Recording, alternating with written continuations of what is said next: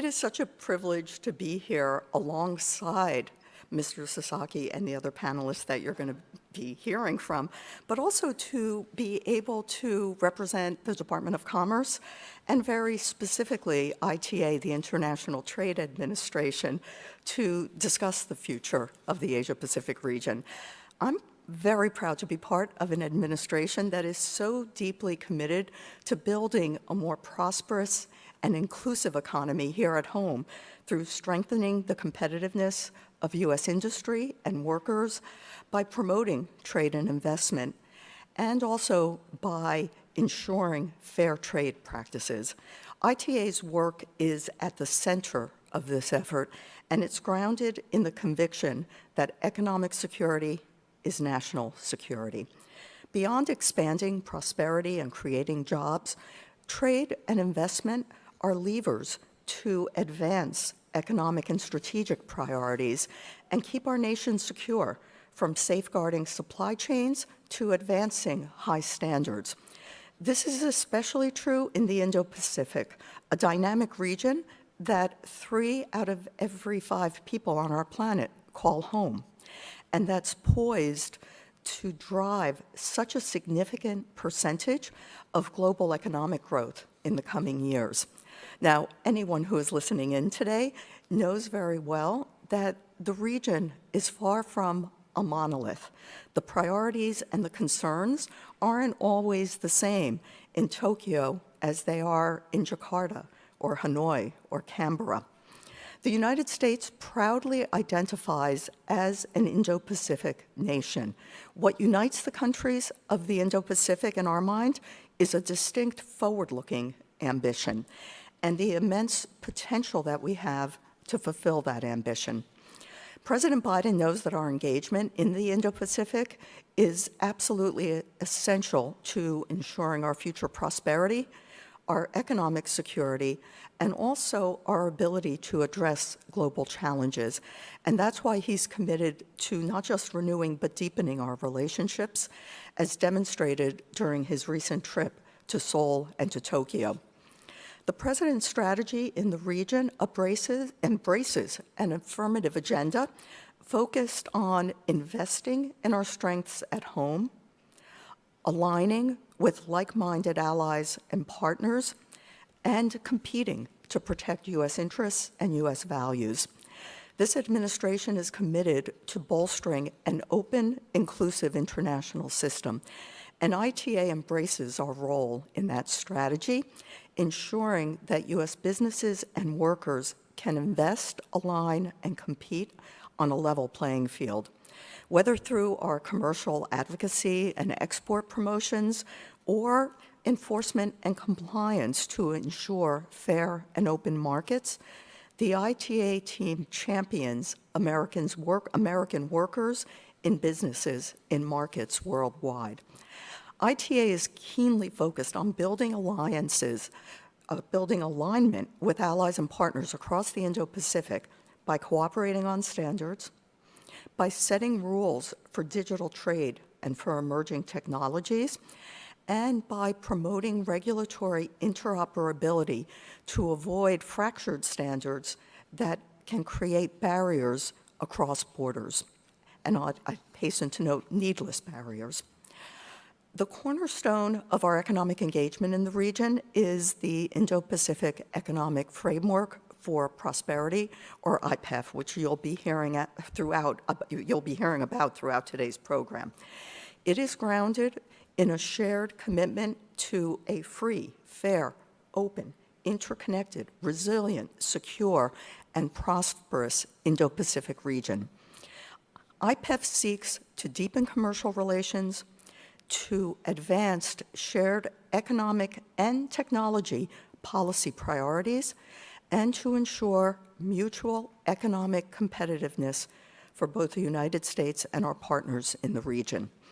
Last month, President Biden launched IPEF, which now includes the United States and 13 partners, which together represent 40% of global GDP.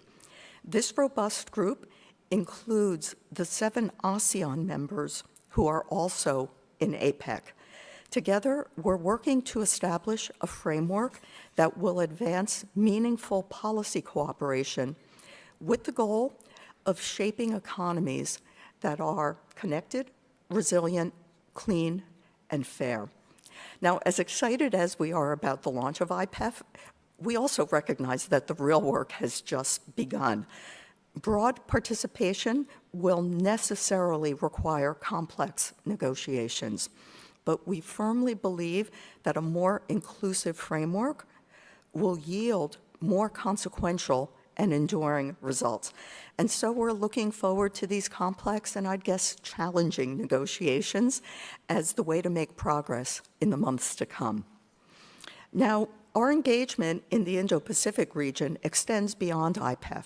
We're also committed to engaging through APEC to promote trade, high standards, and inclusive and sustainable growth. I'm particularly excited about APEC's progress on the cross-border privacy rules, CBPR, which are APEC-created strong, interoperable privacy protections that enhance trust and also facilitate cross-border data flows. In April, the United States joined other participants to establish a global cross-border privacy rules forum so as to expand APEC's groundbreaking initiative to more countries across the globe. Now, while we very much value these regional frameworks, like IPEF, like APEC, so much of ITA's more immediate progress comes through our many bilateral initiatives in the region, and I'll touch upon a few of them. Given JETRO's sponsorship, it's only fitting to begin with Japan, where our ties are closer than ever.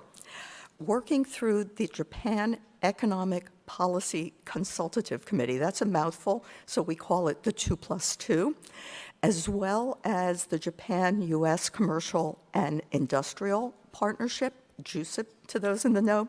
We're strengthening our policy coordination and improving commercial relations in critical areas that range from semiconductors to the digital economy. And in particular, I want to thank you, Mr. Sasaki and JETRO, for JETRO's warm, substantive participation in the trade and investment workstream of the JUSIP. Now, moving to Australia. In March, Secretary Raimondo welcomed then Trade Minister Tehan to Washington, and they launched the inaugural Australia-U.S. Strategic Commercial Dialogue. It focuses primarily on critical minerals and supply chain resilience, but it also addresses economic coercion and non-market practices. And we look forward to continued discussions facilitated by the arrival of such a skilled and experienced U.S. ambassador in Caroline Kennedy. Our warm relationship with Australia also supports our increased engagement with the Pacific Island countries, including in Fiji and Papua New Guinea, where ITA recently added staff. And we're particularly pleased that Fiji has joined IPEF, and it also plans to send its first ever investment delegation to the Department of Commerce's Select USA Investment Summit, which is being held in National Harbor, Maryland next week. This is part of our whole of ITA effort to drive job-creating foreign direct investment across the United States. So continuing our tour of bilateral initiatives, we're pursuing the U.S.-Singapore Partnership for Growth and Innovation, which invites deeper commercial ties in areas such as the digital economy, advanced manufacturing, healthcare, clean energy, and environmental technologies. And in partnership with the government of India, we're exploring how we can refresh and renew the U.S.-India commercial dialogue and also advance the U.S.-India CEO Forum. And this includes selecting the U.S. business executives who will participate in meetings that Secretary Raimondo and Minister Goyal will co-chair later this year. So the list goes on, and our engagement in the region continues to grow. I'm always especially pleased when we find opportunities in new markets, more emerging markets like Bangladesh, and we hope very shortly to be able to be opening a commercial services office in Bangladesh. Further, with the resumption of more widespread international travel, as evidenced by the panelists who have traveled from across the globe to be here today, our ITA team has resumed its fruitful trade missions to the region. Just this month, ITA led our first clean technology trade mission to Indonesia, Vietnam, and the Philippines. As part of this trade mission, participating U.S. companies had scores of meetings with potential buyers and partners. Our ITA team is going to return to the region in September for a healthcare sector business development mission, and this will go to Thailand, Vietnam, and Malaysia. And they'll be back again in October for an advanced manufacturing trade mission to Indonesia, Singapore, and Japan. The fact that these trade missions cover such a wide variety of topics shows the breadth of our relations and of the economic opportunities in the region. And perhaps most significantly of all, in March of next year, ITA is going to host TradeWinds, which is the U.S. government's largest trade mission and business development forum. And this time it will be in Bangkok with stops in additional countries in the region. I myself am looking forward to visiting Thailand in September, where I'm going to be leading the U.S. delegation to the APEC Small and Medium Enterprises Ministerial. It's a vital topic when SMEs comprise 97% of all businesses and employ the majority of workers in APEC economies. We'll continue engaging on this important topic well into 2023, because that's when the United States is the host of APEC. So I hope you get a sense that there is a lot going on in the region. In all of ITA's efforts to deepen commercial ties and policy cooperation in the Indo-Pacific region, I welcome your continued engagement from industry, labor, and other stakeholders, both here in the U.S. and throughout the region. And that's why I am so grateful to CSIS and JETRO for the kind invitation that you extended to me today. Thank you. If you could just stay for 1 second. Sure. Yeah. Feel free. That's fine. Just stay right there. And then, thank you. That was just terrific. Real tour d'horizon and tour de force. Really terrific, and gives us a lot to talk about. We're not going to have enough time to cover a third of that, but there's really important things in what Undersecretary Lago said that I hope everyone will look into if we don't get to them today. If I could just indulge you, I know you're busy and have to go, but could I ask one question, which others have asked me, about IPEF? So it's terrific you got 13 other countries to join. That's the good news, and I think unexpected. It was a great triumph to get that many people to sign on. As you kind of alluded to, now comes the hard part. You have to roll up your sleeves. We're hearing that you may end up having all or most countries participating in all 4 of the pillars of IPEF. A, can you confirm that? B, if you can't, when will we know who's in which pillars? And C, is there a risk that this is going to bog down because you're going to have, you've got some countries in there that traditionally have been, challenging partners to negotiate on some of these issues in particular. Can you give us any insight into how this is going to proceed? I have to smile, Matt, because that is such a CSIS question. In the lead up to IPEF, the question was, oh, it's only going to be the same old players. You have to reach out. You have to get ASEAN. If it's just 4 countries, there won't be the there. And you are right, through incredibly persistent efforts, and I'll note by Secretary Raimondo personally, she is a secretary who picks up the phone to her counterparts, we were able to attract such a wide array of nations. For those who may not be steeped in all the details of IPEF, there are 4 pillars, and countries have the option of choosing to join 1, 2, 3, or all 4 pillars.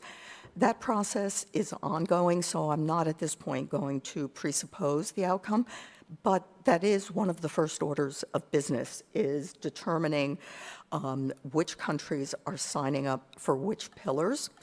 And you're right, the more countries sign up for a larger number of pillars, the more complex it's going to be.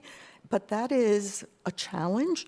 I wouldn't call it a problem. We absolutely welcome having the opportunity to roll up our sleeves, to have our expert chief negotiators backed up by large teams of subject matter experts and do the work. I do think that some of the pillars may be easier than others, and that is why for each of the pillars, countries are choosing to assign negotiators and subject matter experts, and so we'll be proceeding on 4 parallel tracks and won't let some of the harder pillars bog down the entirety. Okay, terrific. Well, that's very helpful in giving us, that's very helpful in giving us a sense of how this is going to work. There's probably going to be, it's going to be complex, but it's good that you've got a plan. So please join me again in thanking Undersecretary Lago, who does have to, thank you. Thank you so much. Thanks so much.